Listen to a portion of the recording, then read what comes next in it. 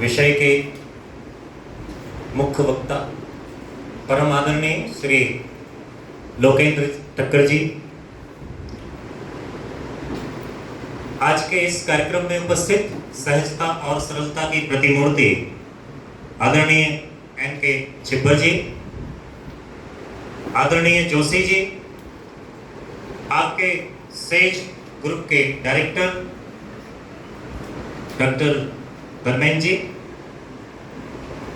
हमारे परम प्रिय ऋषि जी और प्रसन्न जैन जी, इसके अतिरिक्त आपके संस्थान के सभी शिक्षक विद्यार्थी सभी को मैं नमन करता हूं और प्रणाम। जी से बात हुई तो उन्होंने कहा सर आप आइए जरूर, बच्चों को कुछ कहेंगे तो उन्हें अच्छा लगेगा। पता नहीं क्यों उन्हें ऐसा लगता है कि मैं कुछ बोलूंगा तो बच्चों को अच्छा लगेगा। ये हमारी तारीफ नहीं है, ये उनकी नज़र, उनकी सोच की तारीफ है कि उन्हें मैं अच्छा लगता हूँ या उन्हें इस लायक लगता हूँ। मैं उन लोगों में से नहीं हूँ जो कभी पद या प्रतिष्ठा के अभिमान में आ जाते हैं। मैं इस बात को मानता हूँ कि ईश्वर ने अगर मुझे कोई कार्य सौंपा है उसको मैं निष्ठा और लगन से पूरा कर सकूं। हमारे से ज्यादा अच्छे लोग इस ब्रह्मांड में, इस पृथ्वी पर, इस लोक में, इस समाज में उपस्थित हैं, लेकिन मुझे अगर ईश्वर ने कोई दायित्व के लिए चुना है तो ये उसकी कृपा है, मेरी इसमें कोई भूमिका नहीं है। मैं एक छोटा सा प्राणी।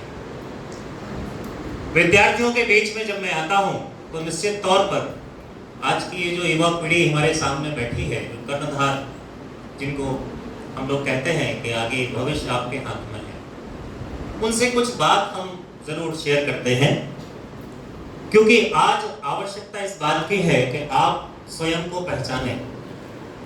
स्वयं को पहचानने के लिए अच्छा, अंतरराष्ट्रीय या राष्ट्रीय सेमिनार की जब बात हो, कॉन्फ्रेंस की बात हो, तो उसमें पंक्तियां और शेर शायरी की उम्मीद नहीं की जाती है, पर ये मेरी मजबूरी है कि मैं अपनी बातों को पंक्तियों में पिरोकर जनरली प्रस्तुत करता हूं।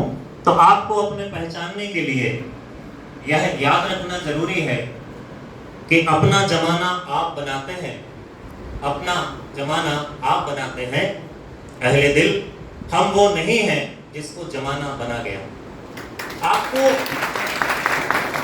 आपको स्वयं पहचानना है कि आप हैं क्या, और इसके लिए कुछ बातों की बहुत आवश्यकता है जो मैं आज के परिदृश्य में देखता हूं। सबसे पहली जो आवश्यकता है वो है आपका ऑब्जेक्ट। मैं ये देखता हूं मुझे समय कितना है,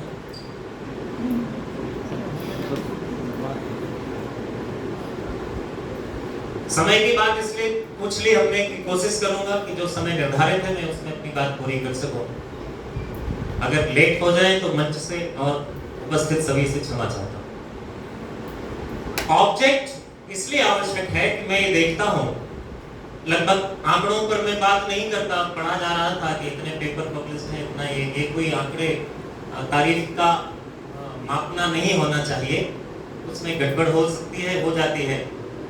हाँ, कुछ कार्य किए हैं जिसकी वजह से आज विश्वविद्यालय में हूँ, कुछ सीखा है, और उस सीखने में सबसे पहला जो बात हमें सिखाई गई थी, भाग्यशाली हूँ कि ऐसे परिवार में पैदा हुआ और ऐसे गुरुजन लोगों से शिक्षा मिली कि जहाँ मुझे क्लास में डेफिनेशन, वर्ड की भी डेफिनेशन सिखाई गई। और आज भी लगभग 32 साल से मैं पहली क्लास में किसी भी विषय को पढ़ाता हूँ तो सबसे पहले उसके डेफिनेशन नहीं पढ़ाता, डेफिनेशन, वर्ड की डेफिनेशन पढ़ाता हूँ। इससे शायद आप अर्थ समझ पाएंगे कि किस गहराई से अध्ययन की हम बात करते हैं।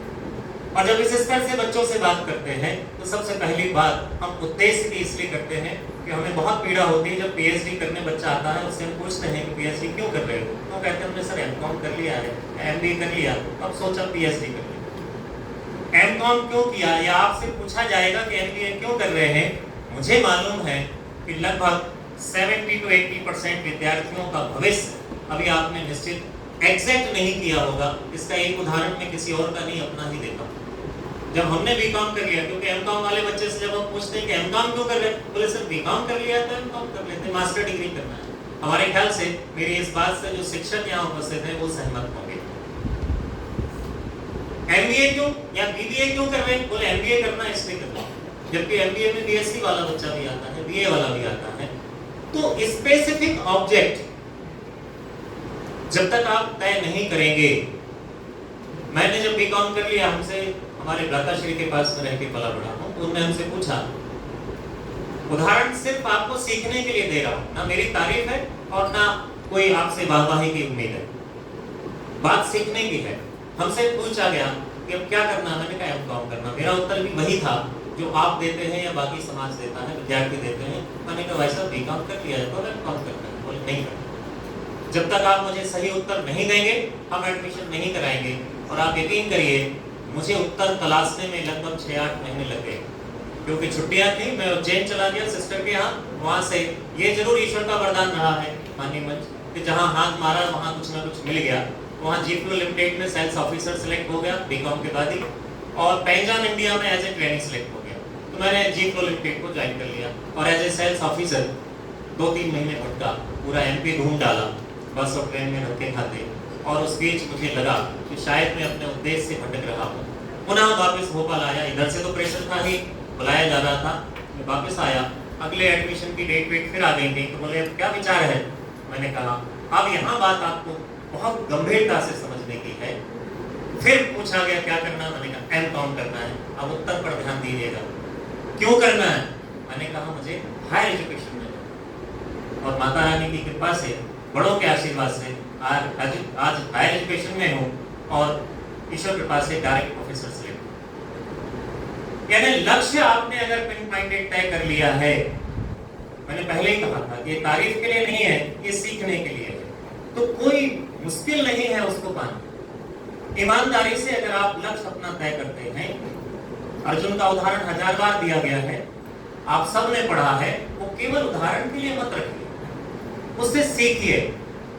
हम आज देखते हैं वर्तमान में विद्यार्थी कॉलेज आते हैं और यहाँ वहाँ थोड़ा सा अपने मुख्य उद्देश्य से भटक जाते हैं। दूसरी इसके साथ जो सबसे बड़ी बात आती है समय प्रबंधन की, टाइम मैनेजमेंट की। उस पर लेक्चर आपके यहाँ दिए जाते रहे होंगे, पढ़ा भी होगा, लेकिन उसके बाद भी अगर हम आपसे कहें इस पूरे मंच सभा से कितने लोग उसको फॉलो करते हैं, कितनों ने डायरी बना रखी है कि 24 घंटे में से कितने घंटे पढ़ना है, कितने घंटे व्हाट्सएप देखना है।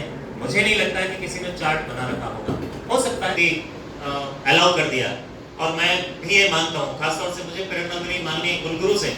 हमारे वाइस चांसलर साहब के साथ सौभाग्य से मैं एक कार्मेल कॉन्वेंट स्कूल में गया, और वहाँ उन्होंने सर ने जब अपनी बात हिंदी में की तो मुझे लगा कि शायद अंग्रेजी आज के समय में भले ही शासन ने हिंदी अलाउ कर दी हो, लेकिन मैं मानता हूँ कि सफलता के लिए अंग्रेजी का ज्ञान बहुत आवश्यक है।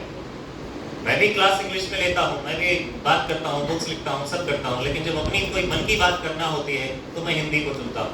आपने महत्व दे दिया तो आप जो बेस्ट हैं उनसे बेस्ट ऑफ द बेस्ट आप ना बन जाए तो मैं मंच से चैलेंज कर रहा हूँ, आप पा जाएंगे, कोई बड़ी बात नहीं। इसलिए समय बहुत हो रहा है, पॉइंट्स बहुत सारे, पॉइंट डिटेल नहीं, पॉइंट्स लिख लाया था कि इन पर बात करूंगा, और समय मेरे हिसाब से हो गया है।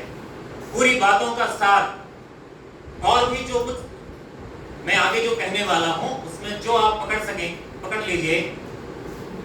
ये मेरे अपने विचार हैं कि ऐसे मत बनो कि तुमसे मिल कोई दुखी हो जाए, ऐसे मत बनो कि तुमसे मिल कोई दुखी हो जाए।